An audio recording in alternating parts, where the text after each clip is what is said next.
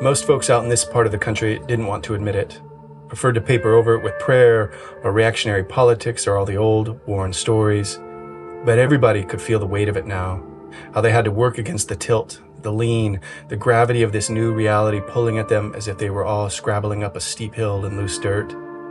Renee had come of age in the dirty 30s. When the fields failed, the cattle turned bone skinny in the unforgiving sun, dust sifted under doors and windows, and there was nothing but squirrel stew for supper. Then, like all the other boys and men, he tried like hell to get drafted, though his bum leg branded him 4F. And even so, this world they had now was somehow meaner, sharper, big and wide and ragged at the edges.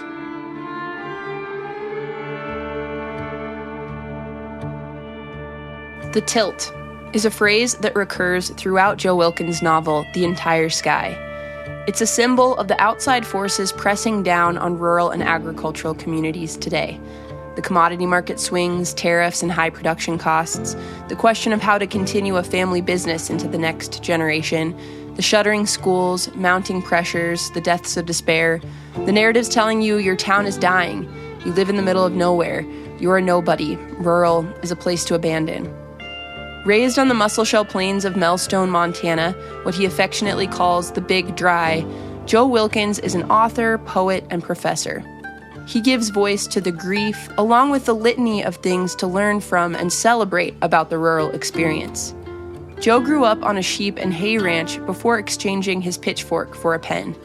His eyes are open wide to the toils and triumphs of ranch life, something he explores in his singular novel, The Entire Sky, which won the 2024 Montana Book Award and explores the theme of succession through a fictional lens. I've heard from a lot of ranchers. I've heard from a lot of folks from rural areas, especially eastern Montana, who feel like the book speaks honestly about their own experiences. You always hope for that as an author, but it's been really lovely to feel like, oh, this book is, even though I don't live there now, a part of that place. I'm Megan Torgerson, and this is Reframing Rural. Today, a conversation with Joe Wilkins. The characters in Joe's new novel grapple with the same questions surrounding farm and ranch transition that we've been exploring all season. It's a topic that's also personal to Joe. In this interview, Joe and I discuss the mounting mental pressures facing agricultural producers today. We chat about the urban-rural divide and what can be learned from both small and large communities. And we also explore what happened to the farm and ranch Joe was raised on and how a decision his grandfather made decades ago opened the door for Joe to have a career as a writer and professor. Here's my conversation with Joe Wilkins. Well, thank you so much, Joe, first for being here and also for telling our stories, the stories of Eastern Montana. There was a long stretch of time in my life where I was really not interested in reading stories from where I grew up.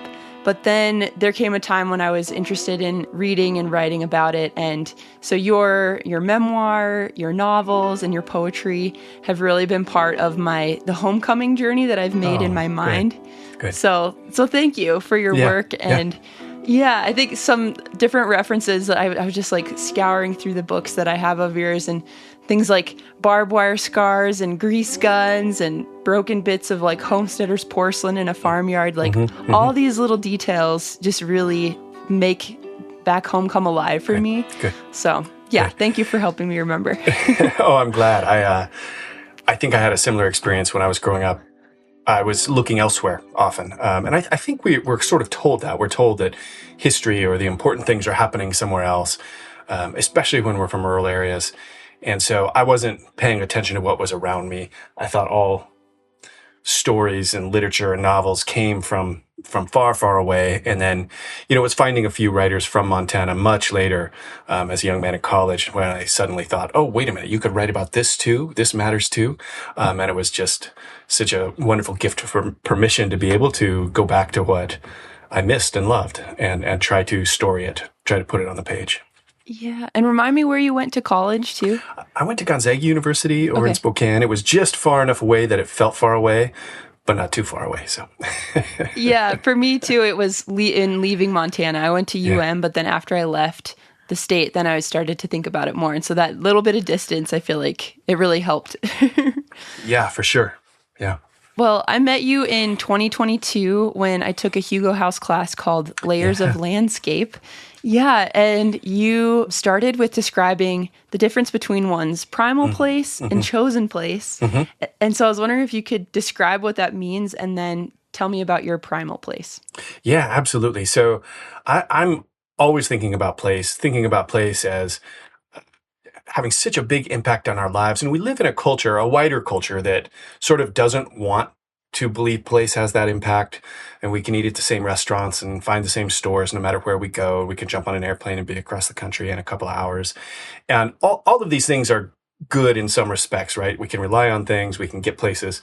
But what they do is sort of confuse us about place. They make one place look like another, and they're not alike. There might be some similarities, but there are also great distinctions. And that's what makes place so powerful. We are raised by place as much as we are raised by our mothers and fathers and grandmothers and grandfathers, our aunts and uncles. Place is one of our ancestors. And so for me, the primal place is that ancestor place, the place that held you and raised you, and that you came into your sense of self perhaps in. And I know that can be really complicated. I lived the first 19 years of my life in the same house in eastern Montana. And many people have much more peripatetic childhoods. They're moving here or there, or one place felt like home and another did not. And so it's a complicated question. It's not necessarily an easy question. What is that primal place? But it's an important one. And I think we need to know how our places affected us and what they offered us, and maybe too sometimes what they disallowed us. And so my primal place is the Big Dry of eastern Montana. My grandfather's ranch was north of the Musselshell River. We were right on the river. We had a small farm there, hay farm mostly, and some rangeland. It's an area along the river, loads of cottonwoods, and the river runs most of the year. We dry up some Augusts. Lots of cottonwoods and birds and sort of that green ribbon. But then as soon as you get a little bit farther away, the land goes dry. Lots of bunch grass and yucca and prickly pear, brakes, some junipers out there. And it's big, wide open, high, dry, windy country, very dramatic in the summers as the storms roll over. And it can be brutally cold in the winter, wind chills that are just so far down, you almost can't believe it. And it was a place a long way from some of the things I was interested in. I was a bookish kid, and so I was often looking elsewhere, even though I didn't realize how much I loved where I was growing up.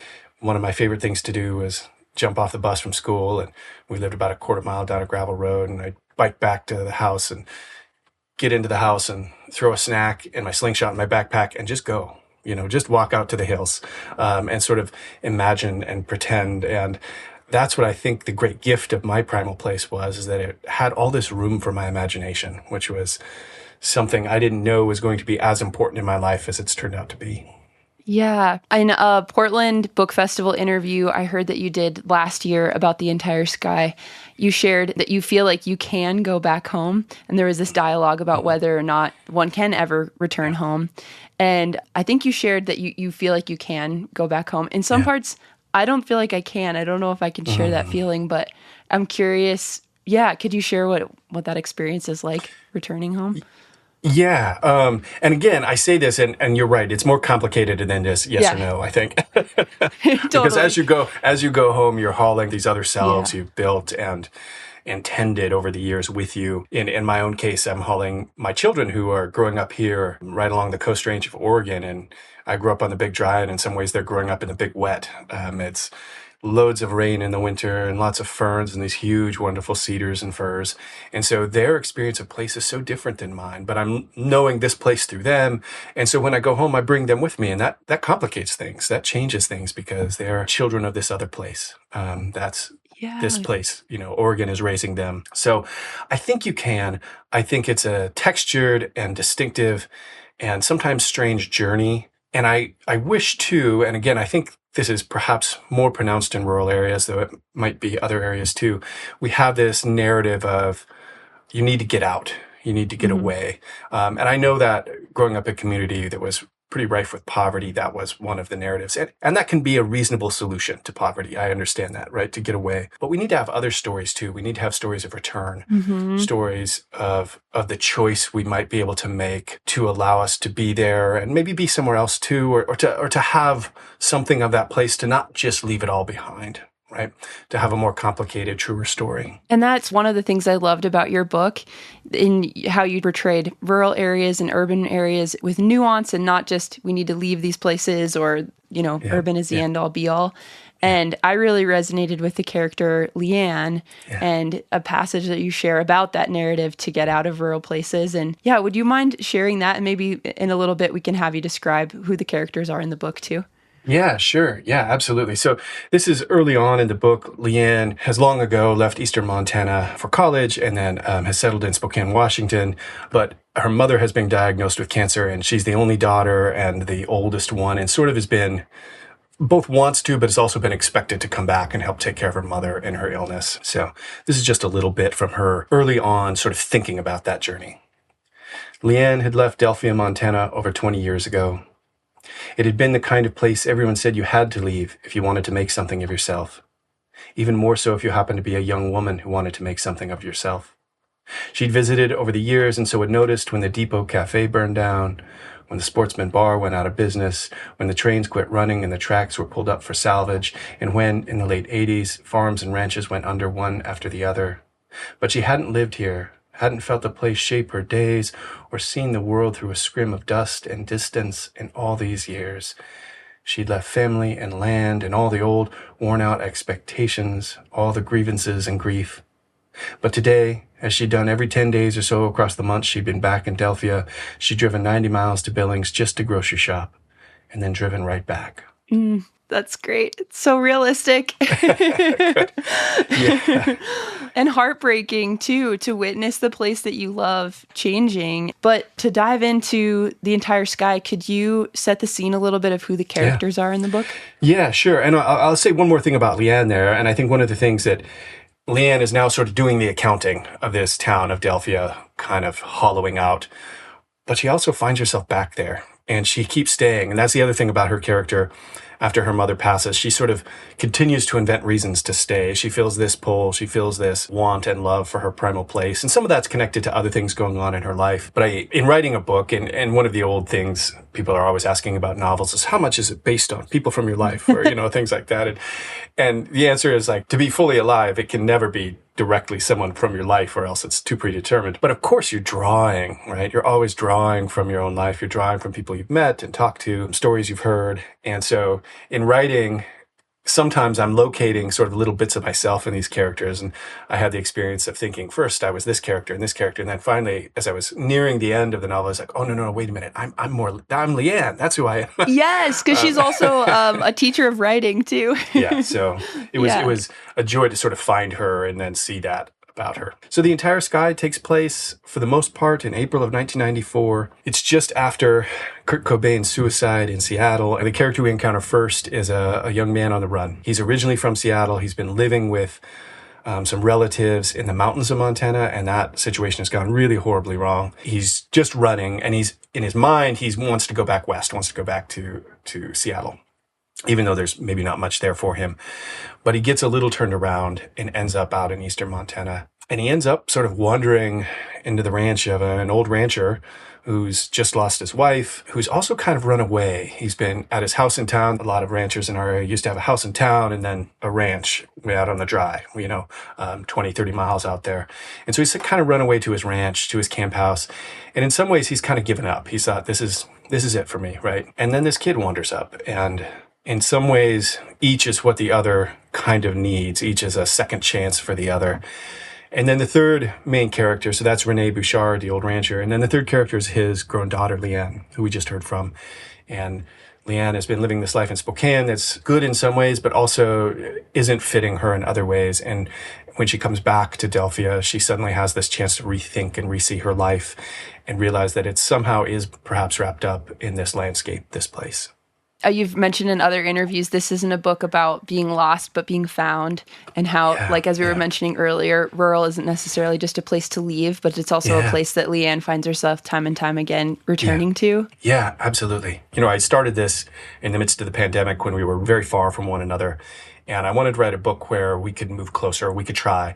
And I think sometimes there's this notion, I think especially in MFA writing programs, that only trouble and oblivion is interesting and good. And that can be very interesting. I'm also interested in those stories, but I wanted to write a story about people trying to do right by one another, people trying as best they could to find one another and see one another, which again is not easy and is not an uncomplicated story to tell. How did you choose Nye and Delphia as the two places to tell that story? Delphia has sort of become this, there was a town of Delphia along Highway 12. There's really nothing there now. And I just love the name Delphia, sort of this throwback to Greece and a kind of an idea about foretelling future or something. And I just like the name. Delphia, Montana sounds good. And so I've sort of made that my fictional place. The first novel's set there or near there, and so is the second one. And when I was looking for a place out in the mountains, I immediately thought of Nye because that's a town we used to drive through when we'd go camping in the Beartooths. And I thought, that's the kind of place Justin's running from. That's where he's trying to get out of, right? Yeah. And so it's also just a great excuse to spend a lot of time with maps. And though I'm a little bit of a Luddite, what you can do with Google Earth and Google Maps is kind of amazing, to zoom in and look exactly at how the river bends here or where the bridge is or things like that. So I always enjoy doing that too. The first two chapters felt really cinematic in how you set the scene for these two landscapes. Yeah. So you have you start out in Nye, and it's almost kind of some claustrophobic trees. And then you have like a car window view of the countryside leading up into Billings. You see the Cenex oil refinery and yard lights of farms and ranches, and then strip malls. And then in the second chapter, where we're introduced to Renee, the rancher, you zoom in on one of those ranches that is out in the heart of the Montana landscape. Yeah. And I'm wondering, where in your memory did you return to make Renee's place come alive? Because the way you describe is Camp House and Willow Creek, and it all feels so real. Places have always been alive for me. I have a pretty good memory, and I also have a really good spatial memory. I remember the lay of things, how things sit next to one another. And not only that, they seem really important to me. I remember as a kid driving by the Cenex oil refinery, and it just felt like I was getting a glimpse into Mordor for a second. It just felt so big to me. And so I wanted to have that there, this moment when Justin sees that. So I was kind of modeling those trips on our trips out of the Beartooths and coming back home, which often meant my brother and I were in the back of the pickup where we'd thrown an old mattress underneath the topper and we were sort of falling in and out of sleep. And those were mythic, important trips. And Renee's ranch is very much based on my grandfather's ranch. A lot of the landscape is very similar. There's some changes here and there, but a lot of that has to do with trips I took when my grandfather would wake me up at 5, 6 in the morning, and I'd jump in the pickup and we'd drive out to go fix fence all day. And that too felt mythic, felt important and big. The first time I ever got a paycheck, I think it was 7 years old. My grandfather was humoring me. I mean, I was really just along. He was babysitting mostly, But I fixed fence with him all day, and at the end of the day, he gave me a $5 check. He wrote out the check, and nice. I thought I'd done some important work. Sounds like you would have had to have a bank account to cash that check then too. I don't remember even. Yeah, that's fun. Could you tell me what ended up happening to your family's farm and ranch too? Yeah, absolutely. My grandparents had 3 sons, and none were really interested in coming back for the ranch. And they kind of didn't know exactly what their plans were until kind of later in life. My mom married this fellow from North Carolina who she met at the University of Montana. And he was there back after being in the Army, studying on the GI Bill, studying as a forest ranger. And someone he knew her and connected them, and she was working in Billings as a social worker. And they kind of had a few stops, Seattle and Colorado, when he was working with the Forest Service.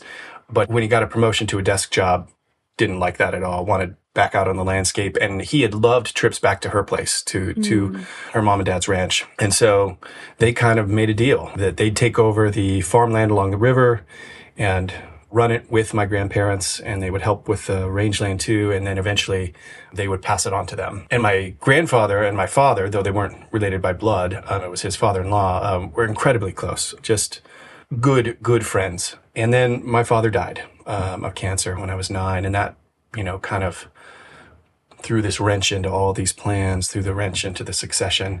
And I think my grandfather was more heartbroken than he let on to anybody. And he kind of without warning, I think it was 4 maybe years later, because I would have been 12 or 13, I think, sold the bulk of the ranch, the dryland ranch. Kept only a little bit, only a section. And it was a bit of a surprise to everybody. But in some ways, I think he was he knew his sons didn't want it. He knew he couldn't keep it up. He also took a look, I think, at my brother and I, who took after our bookish mom a little bit more than we did our dad, and sort of read the writing on the wall, and decided he would just solve this for everybody, I think. Which again, I think there were some hurt feelings here and there about that, but he sold it. And then when he did that, we leased out the farmland along the river. And so we had a kind of a succession of leasers. And it was, 12, maybe 14 years ago now that my mom finally sold the land along the river to a neighbor. Okay. Yeah. So he has it now. So that's kind of the story there. And I think you've written about that a bit in The Mountains and the Fathers, too, about kind of your grandfather freeing you up, if you will, from having to make that decision yourself about what you might want to do. Yeah, absolutely. And because there's both kind of the honor and expectation, I think, of young men in so many farming families is you will take over the ranch, you will get this, right? Which feels great and feels important, but also can be a burden depending on the person, right? And of course, it's gendered so often in ranch and farm families. My mom was the oldest, but it wasn't until she had this fellow in her life that she was considered for taking over the farm and ranch. And so, and I know when I was a young person, I already sort of knew at that age that my interests were at the time elsewhere. And in some ways they still are. I love teaching. I love being a college professor. That's not something I could do in the community I grew up in. There just wouldn't be work for me, the work that really matters to me. And so I knew I was kind of looking elsewhere. And I do think I felt a kind of relief when my grandfather sold the ranch. Now, of course, that's more complicated to me. Right. And how did it feel when your mom sold the last pieces of it? At that point, she was getting pretty elderly. She had children later in life. And for me, it was about her and being able, both for her health. It is an isolated place. She was nearly 2 hours from a doctor, almost that far from a good grocery store, 40 miles from a good public library. And now she's in Spokane, Washington, and she's 5 minutes from all of those things and has a good church community there. And so for me at that point, though, there was definitely some grief about losing the land. It was about what's best for her health and her abilities as she ages. Yeah, that's important for sure. And my grandfather, I forget how old he was when he moved to Williston, North Dakota, an hour away for similar access to doctors and the grocery store. But for me, the biggest, I guess, once my dad retired and he was no longer the one working on the land, is when I started to feel this slight feeling of disconnect from the farm. And then coming back this spring with my son Connor, it felt even a little bit different because I also had this other person in tow. It wasn't just my special place. I had to entertain him. I don't know. It was strange. It just felt then again another step removed. Absolutely. I've been listening to your Succession episodes and thinking about the question one of the interviewees posed was, what do we do about not our generation, but the generation after us and their connections to the landscape as we get further and further away? And I'm really aware of that. And that's something we've tried very hard to make sure that our children have this place, that we are on this landscape and not just recreating on it, though that's a big part of it too, but trying to understand it too as a working landscape. What do people do here? Where do we get our water? Where do these groceries come from? And to try to think about this landscape as theirs as well. Because as we get further and further away, I do think something begins to occur that we start to see the landscape as a commodity, as a thing to be pushed and pulled on versus a dynamic part of our lives, that we are biotic beings. And ultimately, we take our lives from the landscape. There is no other way to do it. And we need to remember that.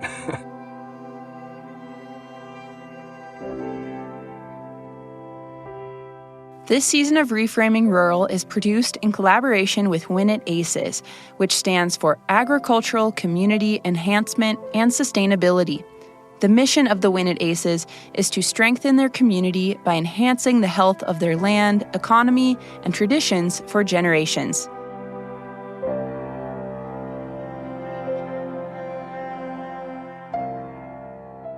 So with the theme of succession in the book, he's not the best example of how to do succession. No. He, like a lot of people, but not like the people who are featured in this current Succession season that I'm working on, but it seems like it's too hard for him to deal with succession. Yep. So he is kind of just planning on letting his kids figure it out, is how I read the first half of the book. And then the scenario is after his wife dies, he owns half, and then his other 3 kids, they own the other 50%. And in one scene, you see Leanne and one of her brothers. Her brother is like, oh, we could sell to this rancher who's expanding, and this character that you quickly don't like, he's kind of, he's buying out a lot of people and not taking care of the land the best that he could. Yeah, I guess, could you read a passage that speaks to the theme of succession, or we could kind of jump into that conversation from that theme? Yeah, absolutely. And I think, I've been admiring the planning and thought that I'm hearing in your recent episodes and thinking like, oh, I didn't know that was available. I'm so glad that's there. I'm so glad that's there. So Renee, a lot of it for him too is Renee's an admirable person in many ways, but one of his blind spots is that he sees landscape and he sees work well, but he sees people and he misses things often. And one of the things he's really struggled with is with his own sons, seeing them and seeing who they are. And so this is just a really short passage, him sort of reckoning with that a little bit. When he thought about it now, he was never sure. Had it really only been Leanne who put her shoulder to the work? A girl, he'd thought, wanted to go off on her own, but a boy who stood to inherit a ranch? Why, that had been his one dream. Had Rene Bouchard somehow seen his own boys and not seen them? Or was the world even then beginning its wobble and tilt? When I reread that, I was thinking about a woman I interviewed from Win It for this season, Sig Pugrud. And so she has 2 brothers, and she was the one who really loved agriculture and who went into agriculture. And there was a moment when her dad was like to her brothers, are you sure you guys don't, like, one of you don't want to take on the ranch? And her brother turned to her dad and said, no, I think Sig wants it, and spoke up on her behalf. That's great. Yeah, so it's cool to see how that's changing in this generation. And Sig, she's a little bit older, and back then people were only thinking of men in ranching. But now I have several women who are my age, who are in their 30s, who are the ones who've stepped up and taken on the farm and ranch too. So I think it's promising to see how that's changing, especially in ranching communities, I think. Yeah, absolutely. Another parallel I found between the succession themes in the book and some of the interviews I've been doing this season is, so I interviewed a father and a daughter, Howie and Andrea Hammond. So Howie's the one who first started and built up their farm and ranch. And so Andrea is the one of her 3 sisters who's taking it over with her husband, Wyatt. And she was telling me, this is my parents' place, and I want to preserve that and to keep this part of them after they're gone. And it reminded me of this passage, this thought that comes from Leanne that's on page 44, kind of about the history of the ranch too. Yeah, absolutely. And, I think growing up, again, the stories of the land were as much my ancestor stories as the stories of the people around me. And this is Leanne sort of thinking that same thing. The story of the ranch was the story of her father and of her mother. And so it was her story as well. It had the force of a river at melt, of a storm at its blackest. And though she'd heard it near on 100 times, Leanne felt every telling ripple in her blood and bones. You talk about embodied landscape too, and that really portrays the blood and bones of the stories. Yeah. And another thing I loved that made the novel feel very real and that created this world was the ranch history that you included in the book too. And it reminded me of this gentleman, Gene Curry, who I interviewed this season from Valier. And his parents owned a grocery store in Valier. So he too built up the ranch on his own. And there was a time when he was also working as a truck driver to make ends meet. And, he was really scrappy at the beginning, but pulled this dream together. And so that ranch history passage, I'm wondering if you could read that as well. Yeah, absolutely. In those days, the sun shone down and the rains came and the wind in its turn and the cold. And the Bouchards butchered their own lambs and stacked the hand-wrapped packages in the deep freeze. They canned tomatoes and green beans, pickled cucumbers and carrots and a bright hot horseradish. They stowed sacks of potatoes and squash in the cellar. They handed boots and shoes down from one child to another. They never ate out or traveled. Extravagances like that simply didn't occur to them. No, they made do with what they had, pinched every penny, some years just barely scraping by. But after a time, they owned the land outright. And day after day, René Bouchard bent his back to the work he loved. I loved bent his back to the work he loved. Yeah, you're so good at choosing the right words. The ranching wasn't the work I chose. I do often think about my grandfather and how much he loved that work. He took great joy in it. I mean, it was chores, but he loved the chores. He gloried in it and he did it well and he learned from it. And that was a great example to me just of how we can be in the world, right? To choose something that matters to us. And he's someone too who didn't inherit any land, put it together on his own. And so that's been an example for me as well to think like, the work we choose, it's going to be work. There's going to be, days of struggle with it. But we should choose something too that we delight in, that we value, and that we can love day in and day out. The other thing I was thinking of with this passage in particular is, since 2016, suddenly, though it's been for years this way, suddenly people are paying attention to the rural-urban divide in a new way. And one of the things that really rankled me in all the sort of articles that were coming out post-election 2016 were all these articles trying to diagnose what was wrong with rural America. And I just thought, well, yeah, there's things wrong there, but there's things wrong everywhere. And maybe we shouldn't just be asking what's wrong, but what can we learn from rural America? What can our culture take from rural America that we've lost that could be good? And so, a passage like that, I'm thinking about what were these values of thrift and work and values of sticking close to what's at hand that we would do well to learn from. Our wider culture could use a little bit more of all of those things. Yes. And so I'm often thinking about that. What can we learn? What can I learn even in my own life and remember from my life in rural America? And what can I then bring to my children's lives from there? Mm-hmm. And that tension really came alive for me through the metaphor of the tilting world that you weave in throughout the book. How did that idea come to you? Because I feel like it also speaks so much to today and just the changing of the world order and the disconnection that people feel from the natural world. Gosh, I'm not exactly sure where the tilt came from, but I think I felt the tilt my whole life because I was born in the late 70s and sort of really came into awareness in the 80s, which was a years-long drought in much of eastern Montana, was the height of the farm crisis. And so I was looking around and seeing these things happening in my world, seeing friends leaving town because their parents had to sell the ranch and they were moving to Billings, right? And this happened again and again. And then hearing stories about what town used to look like and when the railroad used to come through and when my dad used to wake up early to go cook at the diner in town that I never remember being open, but he would cook breakfast there on the weekends just for a little extra money. And so I had these stories of this other world, this what felt like a fuller, more vital world. And then looking around, I thought, oh, well, things have changed. Some things happen. It's tilting. It feels like things are, falling off the table to a certain extent. So I was trying to capture that too.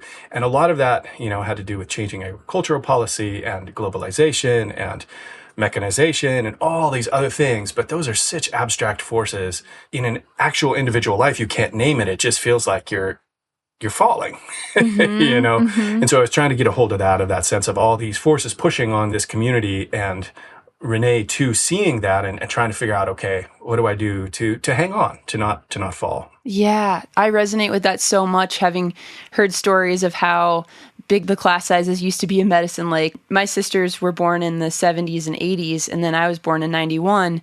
And, for a time I was the only girl in my class, and they had much bigger class sizes, and they had kids, on neighboring farms and ranches, and I didn't get any of that really. And so always kind of like looking at the past through a nostalgic lens. I think I still have the tendency to do that today, but I love how you've boiled all of those forces like get bigger, get out, and the 80s into the word the tilt, because it's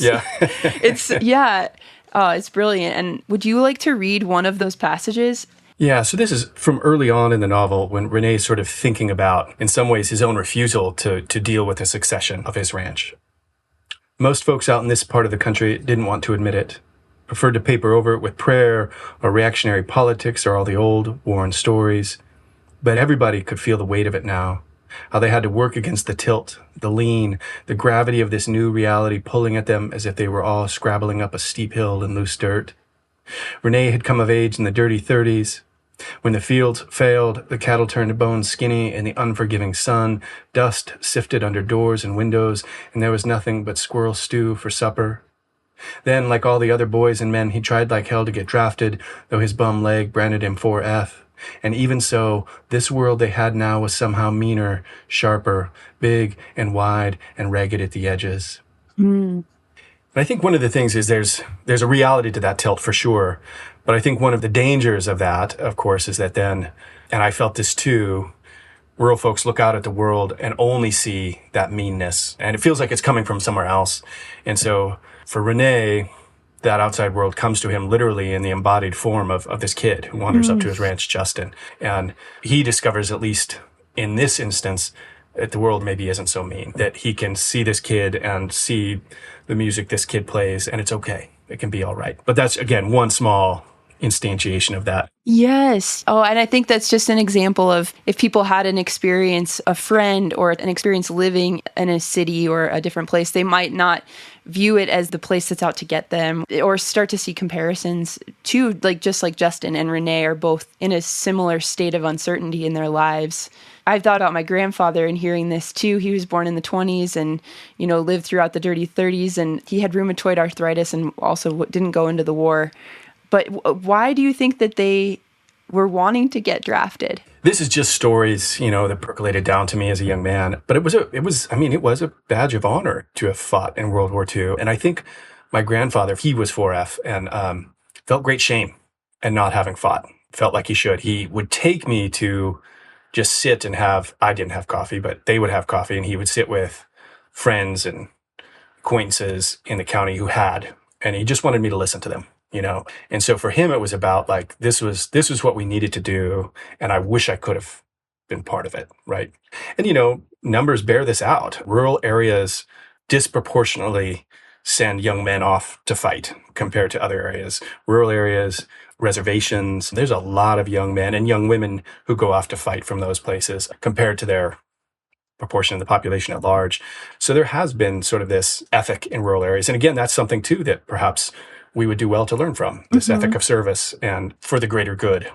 Yeah, and then when you mentioned at the end of that part, big and wide and ragged at the edges, that the world was meaner and sharper, it made me think too, like the world that my grandfather grew up in, there was more labor involved in agriculture. And like he told me a story about picking sugar beets in Sydney to save up money for their first tractor. And when he was old, his hands were just like curled in like claws from the amount of work that he put in. But then again, I look at the world today, and yes, it's more mechanized, but just the forces that farmers and ranches are fighting against, not fighting against, but in a way, just the globalization. Having to shoulder, yeah.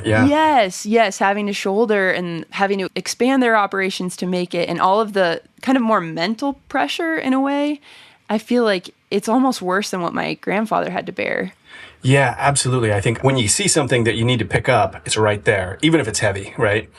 But those things you can't quite see or can't quite get a hold of, those abstract forces pushing on you, sort of the unknowingness too. To live in that state is hard. It's just tough. It takes a toll in other ways. To kind of bring it back to the rural and urban and the disconnect of the lifestyle that happens in agricultural communities and what we could learn from it, I'm wondering if you could share the passage that starts with Renee had felt at first disappointed. Yeah, this is Renee sort of thinking about his own sons, thinking about Leanne's husband, and the ways he sort of tried to invite them into the work that he loved, and they refused the invitation. This is occasioned too by the fact that now this kid, Justin, is out there, and he's sort of inviting him in. And while there's some bumps along the way, that perhaps is the one invitation that is accepted, that's taken. But this is Renee thinking about that. Renee had felt at first disappointed, then annoyed, and finally ashamed, as if he should apologize somehow, atone for this dusty, bloody work he loved. Ranching was life distilled, birth and death, the hard winter giving way to spring, and spring to the heat and fast black storms of summer. There was a violence in it, a violence you tried in all ways to diminish, but a violence you nonetheless had to know and hold. In this tilting world, when so many had gotten away from anything resembling the actual, were living what Renee thought of as supermarket lives, ranching at least kept you close to what mattered, to what was real. I think that's what brings me back to telling stories from agricultural communities, is wanting to not feel that disconnect between real life. Yeah, absolutely. And I think there's something there too. We do live in a culture that would abstract us, that would take us away from those real facts. And we need to see them. We need to know. We need to know that by our very lives, some violence is enacted, whether that's agricultural or it's raising animals. To survive, we must do that. And so, again, I think we need to hold and know it a little bit. I like that you also name the violence. I feel like this was something that I only later in life came to understand, although I was raised in it, but I was so close to it, I didn't see it. Yeah, like I brought my husband, who didn't grow up in a rural community, to a branding, and he had to like shock some cows with a cattle prod. And I had to explain to him, like, that's actually the best way to get them to move. I mean, we don't do low-stress livestock handling on our ranch, so that's the mechanism that we used. But yeah, I guess I never thought about having to explain that or think about that before. Oh, I remember really vividly going to college, and you're meeting people, you're sharing stories, sharing bits yourself, and realizing pretty quickly, like, oh, there's stories I can't share here. Don't talk about cattle prods. Don't talk about the pile of dead lambs at the end of the shed during lambing season, right? Those are just not stories that are going to get you invited to the party next weekend. And, you know, it didn't feel good to have that, like to know, like, oh, I can't share these parts of myself because they're too much for too many of these folks, or they're too odd, they're too strange, you know. So again, you're doing this little bit of double consciousness thing. You're like, okay, I got to hold off on that part of the self and just embrace this new part of the self, and that's not fun and leads to weird anxieties and stuff. But I remember really vividly when that clicked for me, like, oh, wait a minute, I shouldn't say anything about that. That's going to be received poorly. Yes.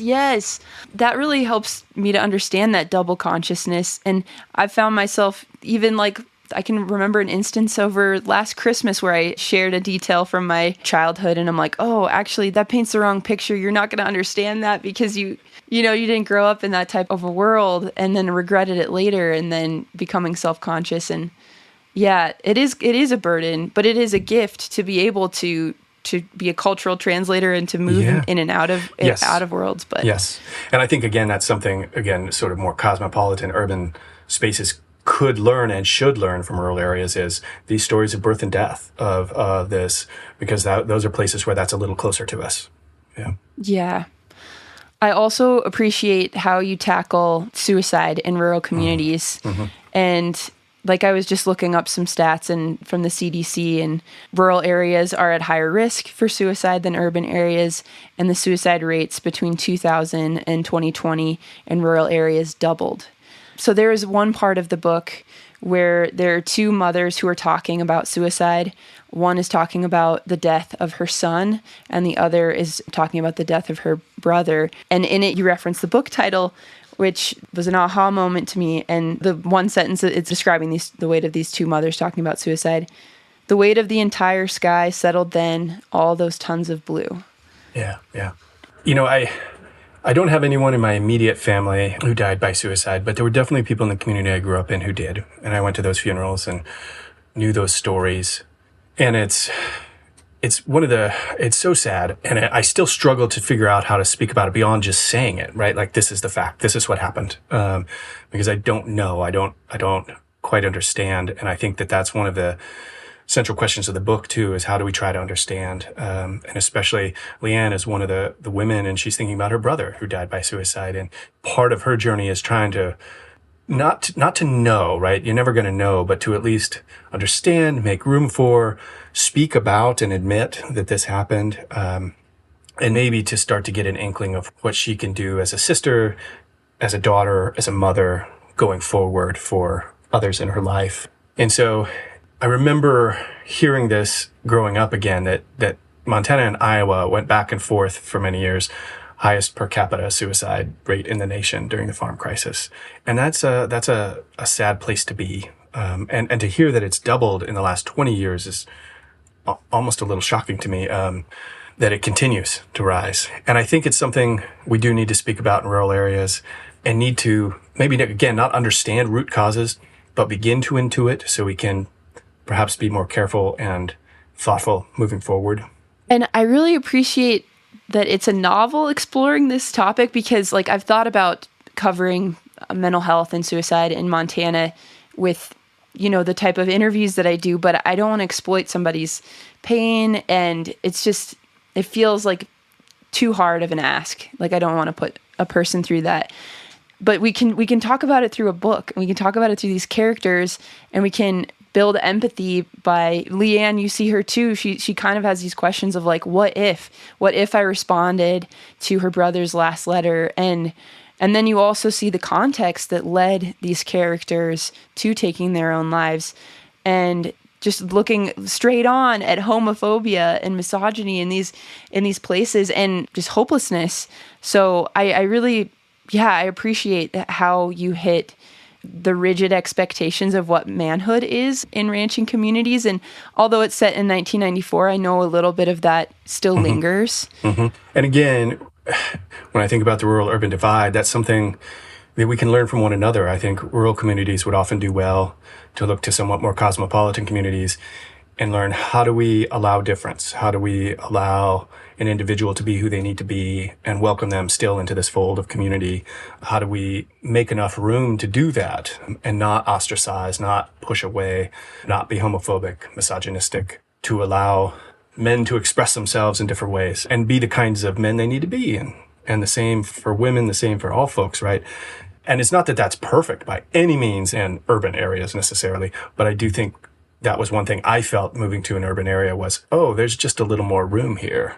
People are opening up this space for people to be who they need to be in this community. And that's a good thing. That's a healthy thing. So that's something I think rural areas need to reckon with and think about and figure out how to do. And I love that you mentioned that this is a novel. You know, I've written nonfiction about the area I grew up in, and one of the powers, I think, of fiction is that it allows you to explore places. You know, my first novel allowed me to step into the shoes of someone who I would disagree with really deeply politically and find that humanity there. And this novel allows me to step into the space that Leanne is in and Mariah is in and try to reckon with the weight of what's befallen on them. And I think fiction does something, you know, there's this, it's just a yarn, right? It's just something I made up. But I love that it sort of exists between reader and writer, and that these characters sort of belong to both. So in that space, then, we become them. And I think that's, for me, what allows novels their particular power, is that it reminds us we are one another. You know, we can't not be. We are forced to be in this really intimate place with these folks for this time and think like, oh, they're like me. They're not like me too,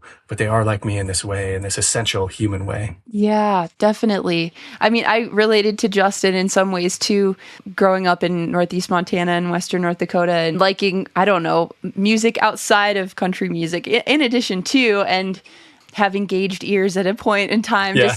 Just seeing the depictions of Justin in his baggy overalls and how into Kurt Cobain he is. I saw myself in him too. Oh, good. Yeah. Yeah. And again, it's set in 1994, and, you know, Kurt Cobain's suicide kind of haunts the book. But, you know, the other death I was thinking of too was Matthew Shepard, who was 3 years later. And in 1994, if you had earrings in both ears and you were male, that could be real trouble, you know. And so Justin is both this interlocutor from the city, but he's also taking a tremendous risk by being there and just being himself, and which is, again, the fact that he runs into Renee, and Renee at this point in his life is able to see him and accept him as such a gift. I love the themes too of the Lost Boy that you named directly in the final chapter. And it seemed to me that you switched your voice to speaking directly to the reader in that ending. I mean, that's always the question. And I often have that question as a reader when I'm reading a novel I really love, like, oh man, how are they going to end this? This is so good. How are they possibly going to stick this landing? And I remember moving towards this end and thinking like, oh Lord, what is going to happen?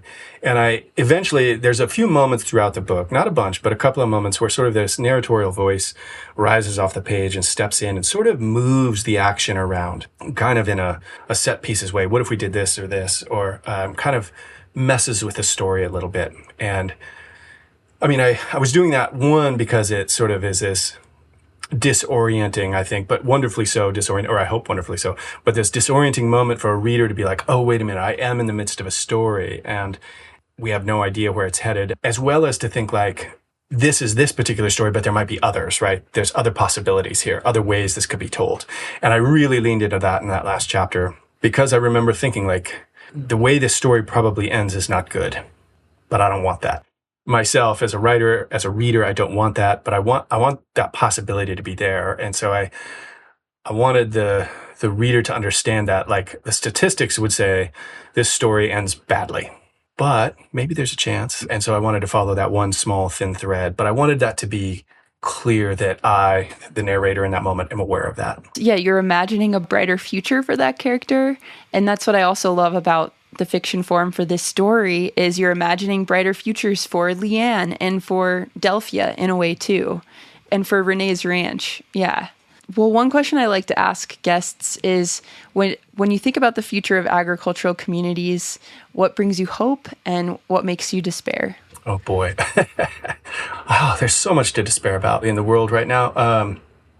I think what makes me despair the most, beyond all those outside forces pushing on folks, and I'm no policy expert, I'm no monetary expert, and so those things are in some ways beyond me. Like, I try to read about them, I try to understand them, but I don't fully. I really don't. Mm-hmm. And I know that they're real, but I think what does still make me despair a little bit is when I do see evidence of communities closing themselves off from difference, communities sort of retrenching in a way and saying, this is the only way we can be. When I see continued evidence of homophobia or misogyny and people wanting to exclude others in their rural spaces, that really hurts, right? That makes me really, really sad. And I don't see that personally as much. I see it more in the news. Every once in a while, I'll hear those personal stories, and those are the ones that hurt the most. I think what makes me really excited about agriculture and hopeful for it is kind of I live in this town, and it's the biggest town we've ever lived in. It's about 35,000, which, growing up in Montana, that would have been a metropolis, Yes. Like that. But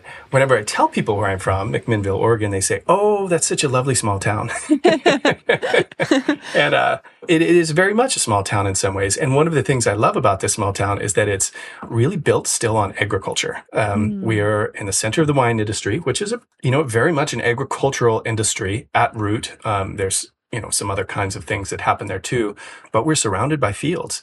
And alongside this wine industry, a really thriving local agriculture has built up. And again, these things, farmers markets and co-ops and CSAs that try to connect people with the landscapes that they live on so that they can know the landscape literally on their table. And this is not new. People have been doing this for a while, but it's the best news, right? Like, it's really good news. It's important that we know these things and that we try as much as we can to participate in those food systems, even though we probably still have to participate in that other bigger one sometimes too. Yeah. I don't know if this is because I have my ear on the ground for this kind of a story, but I'm hopeful in how people in these small towns or towns like Bozeman are really interested in the local food system and in the agriculture surrounding them and wanting to eat healthy food. And that brings me hope too. It's it's a connection between rural and urban. I'll say the other thing that I'm kind of excited about. There was a long part of my life where I would not have called myself an environmentalist. And then a good chunk of my life where I was an ardent environmentalist. And now I feel like I'm a much more pragmatic one. And I'm hearing lots more conversations from environmental communities about the necessity of farms and ranches. And that is exciting to hear, that people are recognizing, yes, of course, right? Landscape has long been managed. This idea of the wild or untouched is kind of a little silly imposition, and that we need farmers and ranchers, we need managed landscapes, and that done well, they can be really healthy landscapes, both for human communities and the wildlife and native plants and those kinds of things too. Yeah, I just found the statistic that 80% of wildlife species rely on private lands. That's part of the argument for this season of why people should listen to the Succession season beyond just producers, is because we all rely on these agricultural lands. Absolutely, right? Yeah. Yeah. And then what's next for you? Are you working on another project right now? I know you just finished your last project not that long ago. So always working on things. I've got a book of essays coming out in the fall of 2026, and we're still quibbling with the title, but the sort of second half of the title is Essays on Landscape and Family. And it's very much about raising kids, about trying to connect them to our landscape and to landscape in general, as well as some stories of my own childhood and other travels. And I'm always working on poems got a few short stories that are percolating out there in the world. I'm trying to figure out what the next novel is. I don't know yet. I've got a couple of things kind of in the works, and we'll see which one sort of rises to the top. That's so exciting. I can't wait to read that book of essays, especially with where I'm at in my life right now. I'm excited. Good. Yeah. Well, thank you so much, Joe. I've been wanting to have you on for several years, but when The Entire Sky came out and then I ended up doing a Succession series, this was the perfect moment. So thank you so much. Well, absolutely perfect. And thank you for the work you're doing. I love the podcast, and it feels to me like a way I can check in with my home place. So thank you for that. To learn more about The Entire Sky and pre-order Joe's forthcoming book of essays, Every Sky at Home, visit joewilkins.org. Joe and I recorded today's episode in July of 2025, and I'd like to acknowledge that the following month, his mom Olive passed away. Here's the beginning of the obituary Joe wrote for her. Olive Wilkins of Spokane, Washington, died Friday, August 15th at the age of 85. She was surrounded by her children and grandchildren, and though we mourn mightily, we rejoice too that after all this time she is with her beloved, her Walt. Born in Billings in 1940, Olive grew up in the small towns and on the prairies of eastern Montana. Her father ran grain elevators, and her mother kept her and her 3 younger brothers in line. In 1955, after scrimping and saving for years, the family settled near the tiny town of Melstone on a ranch of their own. That wide, open, windswept country, the ranch on Willow Creek and the farmland north of the Musselshell River, became her heart's home.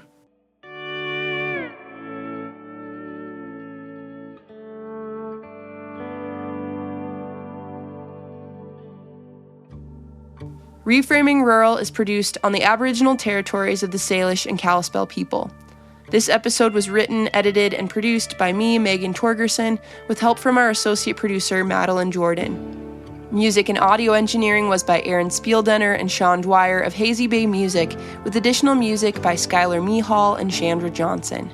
Season 4 is made in collaboration with Win It Aces, with funding from the Plank Stewardship Initiative, World Wildlife Fund, Headwaters Foundation, American Farmland Trust, the Department of Public Transformation, and listeners like you. To find out more about Season 4 of Reframing Rural, Succession Stories, and past seasons, visit reframingrural.org.